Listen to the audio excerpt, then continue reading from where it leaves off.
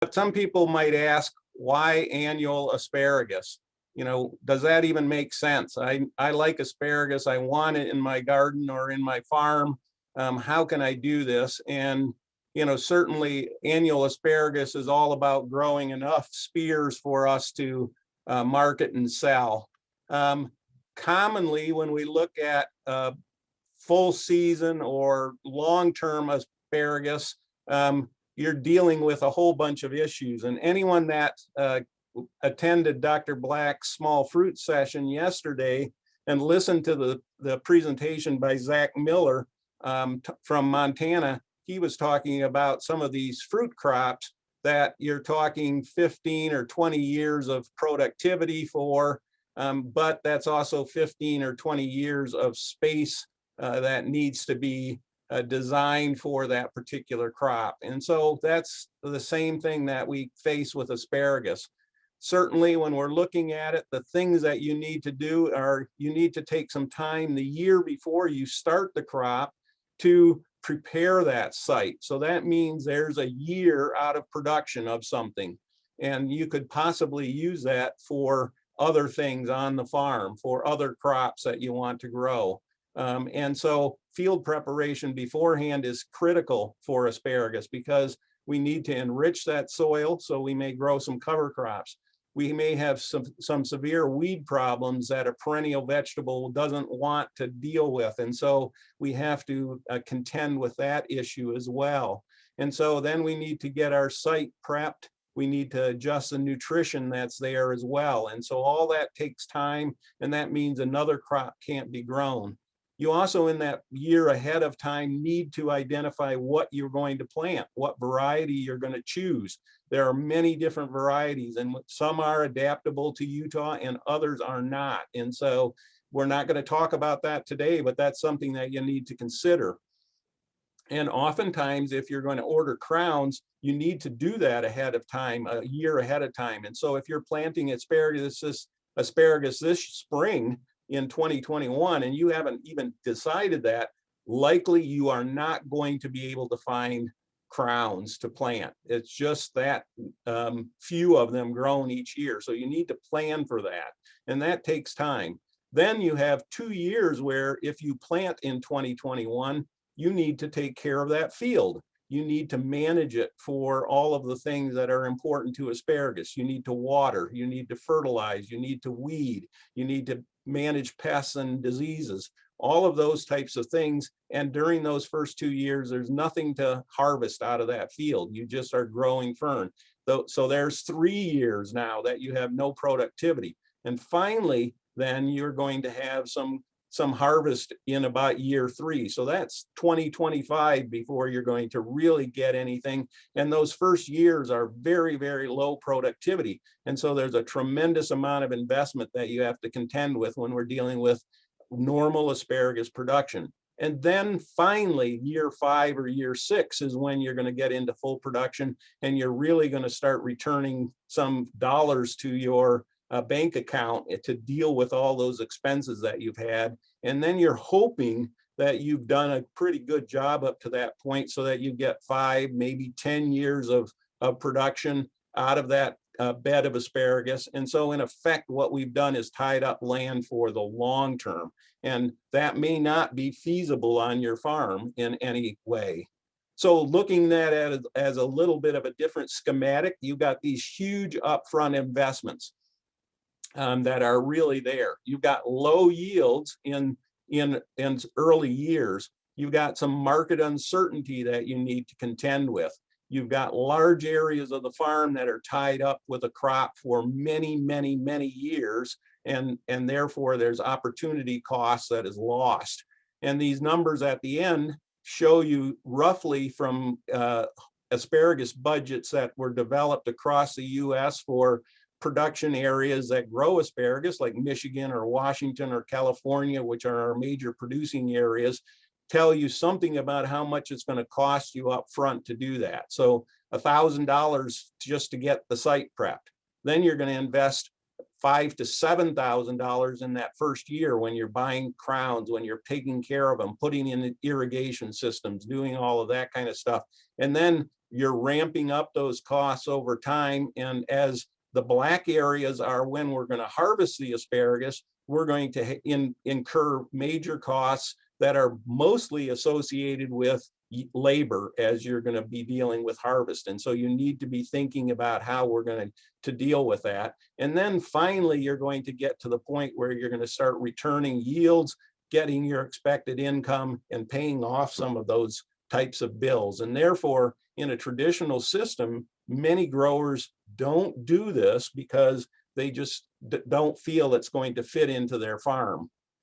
So an annual system then is going to use either crowns or transplants as a method to try and speed up that process.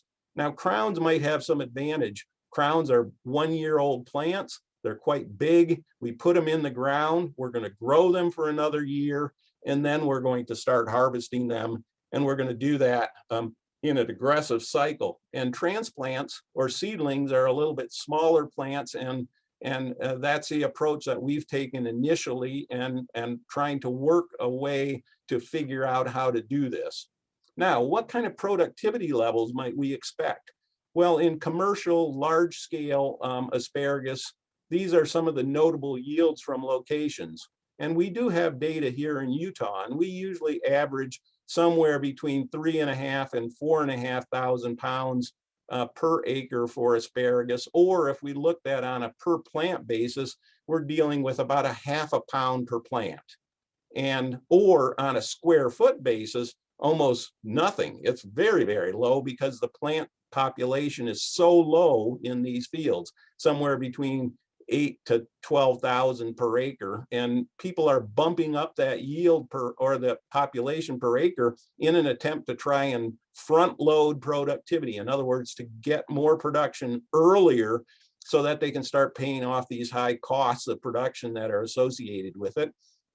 In our situation, we usually don't see full production until about year 5 or 6.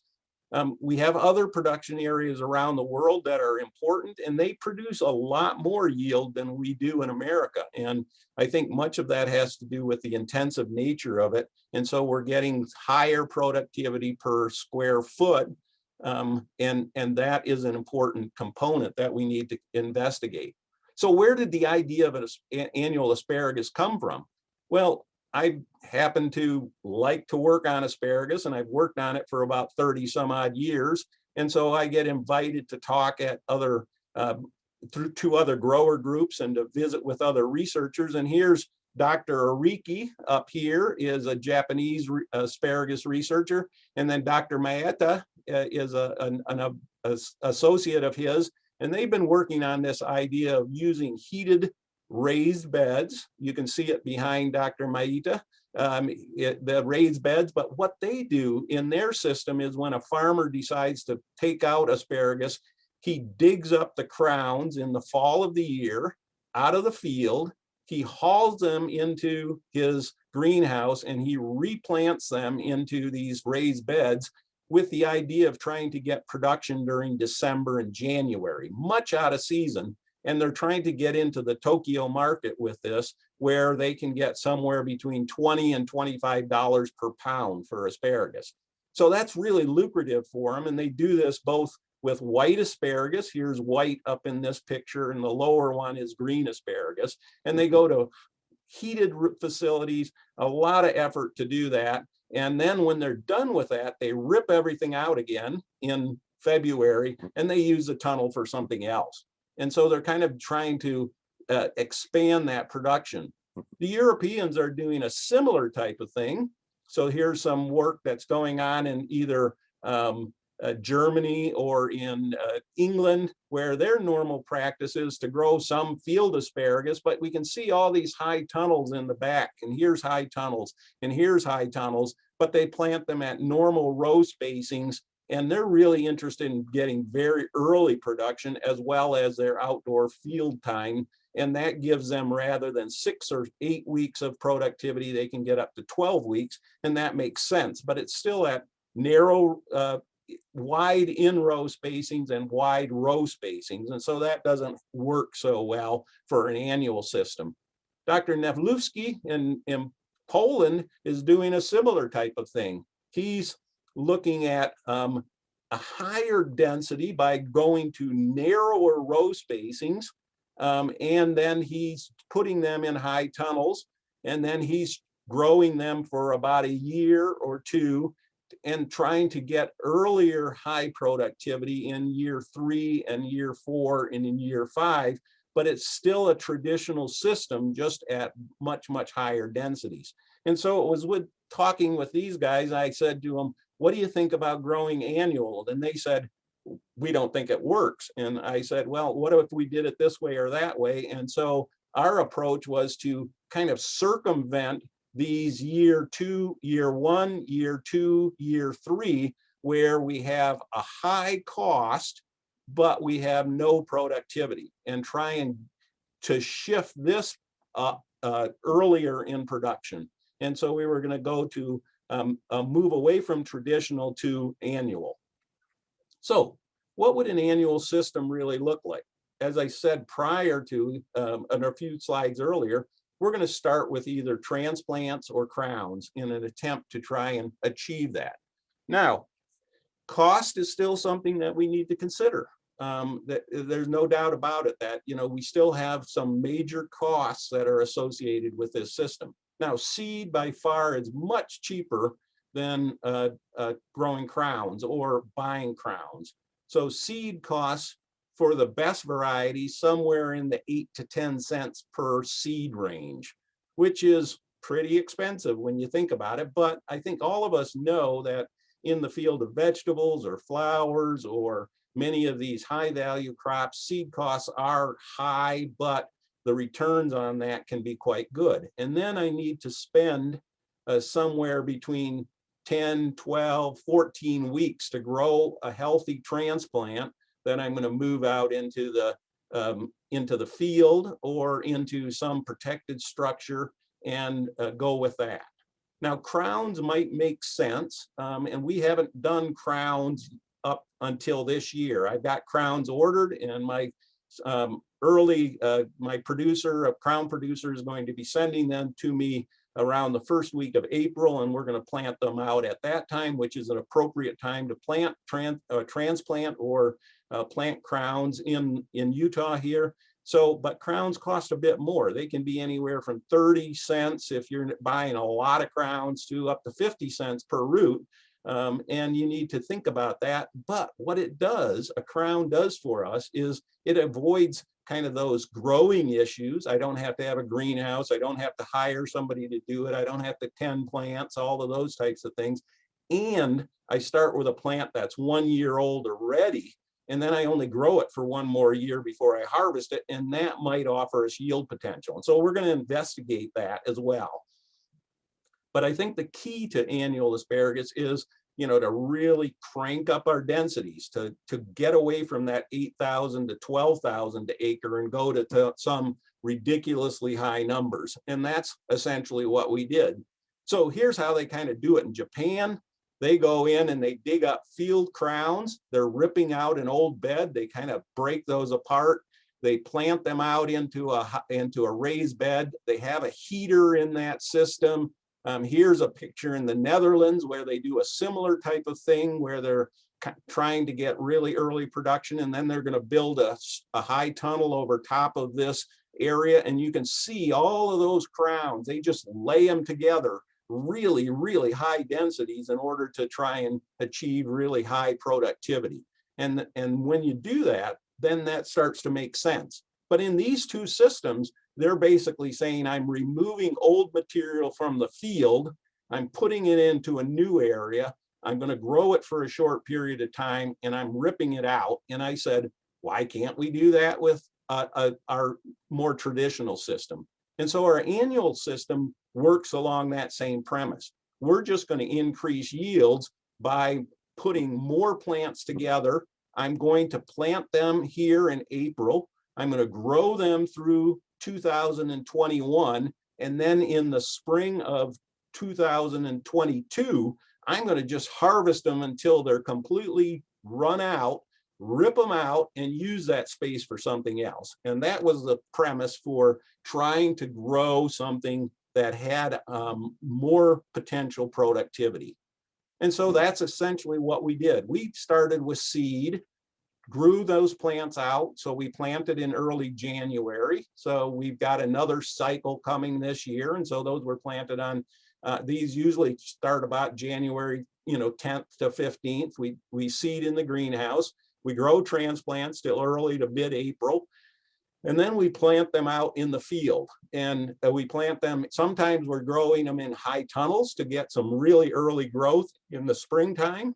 But we're planting at extremely narrow rows, 18 inches, and we're spacing those little plants out at 3, 4, or 6 inches apart, which effectively comes to somewhere between 58,000 and 120,000 plants to the acre. So we've gone from 8,000 or 12,000 up to almost 100,000+. And the idea is if we manage that really well, we can push growth, we can get a big plant growing. And then in year 2, if we're in a tunnel, we can put plastic over top of that in the fall, turn on the heat if we're using soil heating, and start to push production.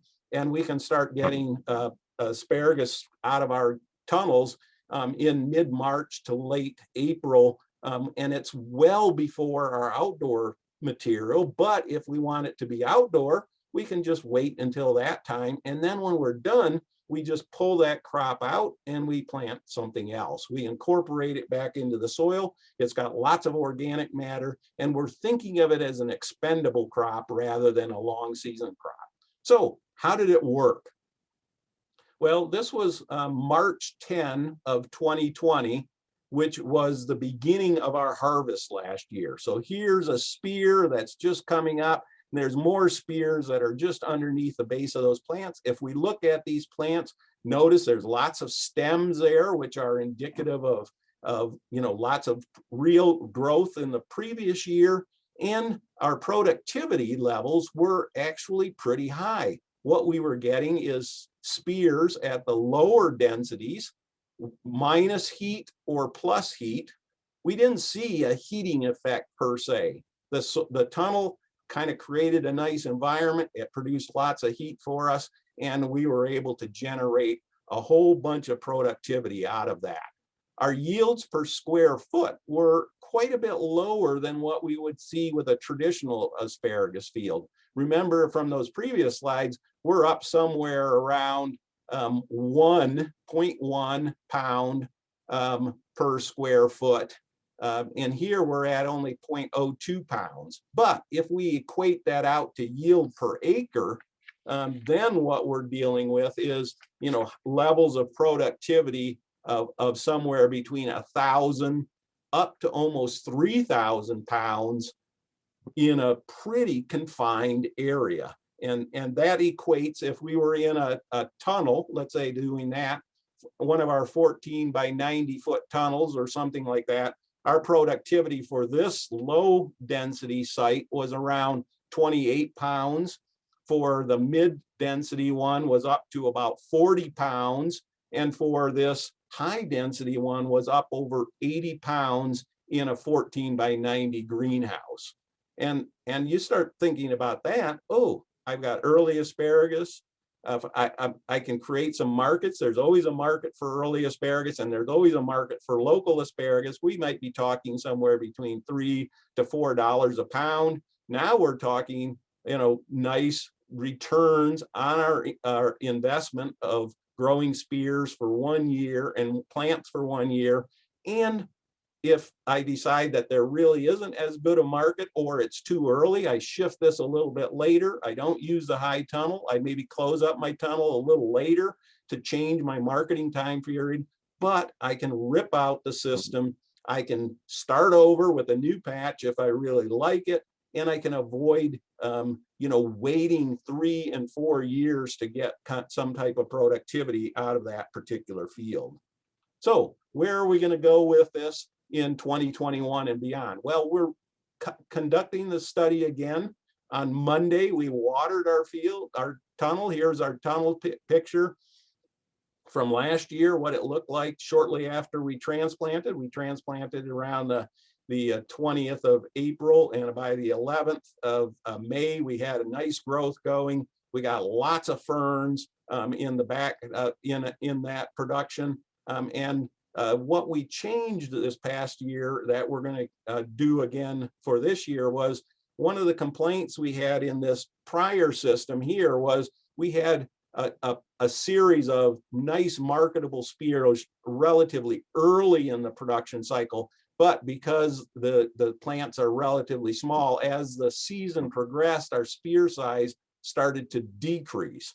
And we may not find that we can always market those, you know, kind of pencil thin spears, and we might want them a little bit thicker. But if we look at what's in the grocery stores, that's really what's being marketed right now. It's more of those thinner diameter spears that offer us opportunities. And so we're going to try to change our spear size this year by increasing our planting depth. We know that as that spear pushes up through the soil, the thicker spears occur when they have to push through more soil, and they tend to expand outward. We're also been tracking our costs, so by next year we'll have information on economic assessment of whether this makes sense for us to do it. But just looking at the numbers already, if I can produce 2,800 pounds in the first year with this system at high densities, compared to in a normal conventional system, third year I'm only getting about maybe 400 pounds in my first harvest year, I can deal with all these little extra costs. And so I'm going to do that, but we're also going to integrate crowns into it. So we're going to do a seedling transplant and compare that to crowns to see whether we can figure out whether that works more. And then we're looking at this inside outside approach. We want to stay with our high tunnels because everyone knows there's benefits to growing in high tunnels. We can get things earlier. We can kind of get ahead of everybody, but we might also want to do it outside. So we got this comparison now that's better for outside, and that will tell us, oh, when do the outside ones start relative to the inside ones? Does that make sense? You know, could I do some of the other stuff that we've been trying to do where we're heating or tunneling or something like that on a different way to try and change productivity? So the concept right now feels pretty good. And in talking with some of my commercial asparagus producers around the country who are also thinking about these things, they're kind of going, oh, that might not work if I'm growing 50 or 100 acres of asparagus, because I'm okay with that. I usually have it worked out pretty good. But for smaller farmers who are trying to, you know, diversify their farm, that might focus really, it might create this really good opportunity so that you're not tying up land for the long term. So our focus is on earliness, but we're going to look at outdoor. We got to think about varieties and protection and competition. Well, there's no competition in Utah because there's very few growers, so there's opportunity there. And we're going to work on this evaluation of economics and productivity, and then how we're going to return our investment. So with that, I'm going to finish my talk here, and certainly, we don't want this to be a failed marketing ploy. You know, we do not want that to happen, but I don't think it is. I think it's an opportunity that allows us to jump in and jump out as we see the need to, and also to, you know, also get some production from it. So with that. For Dr. Drost. So the first one we have is kind of a physiological question about the growing point. So D, our grower, has deer eating asparagus at the soil level. Will that affect the perennial growth? And did she lose the asparagus for that season? Yeah, so I'm just kind of unclear as to what they're meaning. Normally we cut it off at ground level, but underneath the soil we have this massive root system, and we have a lot of growing points where there's lots of potential spears that are going to come from that. So sometimes we lose some of those spears due to a frost or something like that, or you cut them off ahead of time. There's plenty of spears below the ground line in a traditional system that it's not going to affect your crop in any way. However, in these annual systems, what we are attempting to do is to harvest every one of those buds for a spear that I can sell. That's the goal, because I'm going to terminate it when I'm done. So if I can't get them all, then I've lost opportunity and lost productivity. Next question. So that was the only question we have. Okay.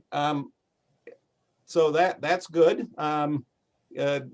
If there are any questions, I just kind of a reference to all of our attendees. We have quite a few people online already. It's early in the morning, and maybe your brains haven't kicked in, and you know, that energy drink or whatever you consume hasn't kind of initiated things. So please use the question and answer. Look at the evaluation that's there and kind of finish that up. We're going to also ask a question of a more kind of a general question about our audience a little bit later in the presentation. So I'm going to, you know, do that. I'm going to stop sharing my presentation and ask our next speaker to, which is Dr. Paul Grossel, to bring up his presentation. And essentially, while he's doing that, we have 4 questions just now coming. Okay, I know they come in, so let's answer them. And Dr. Grossel, if he would bring up his question or his presentation, we can have that on screen while we're waiting here, so we know, and we can get started then. Okay, so rapid fire. Are you fertilizing? Yes, we are doing everything intensively. So we're using this as a system. I wanted these ferns that I see in my backdrop here, I want to grow those things vigorously. I want to get as big a plant as possible in that first year. So fertilize, water, watch your diseases, watch your insects, you know, make sure your weed management is proper, you know, because all of those things suppress growth. How many years does a patch of asparagus last? If you're going to grow a traditional one, most years we kind of expect it to be in production for about 12 years. If you're really good at managing things, you might get out to 15 years, but normally what we see is things start to, you know, kind of, you know, go off, the plants start to die out, productivity starts to drop. So the commercial farmers kind of think they get about 10 to 12 years out of it.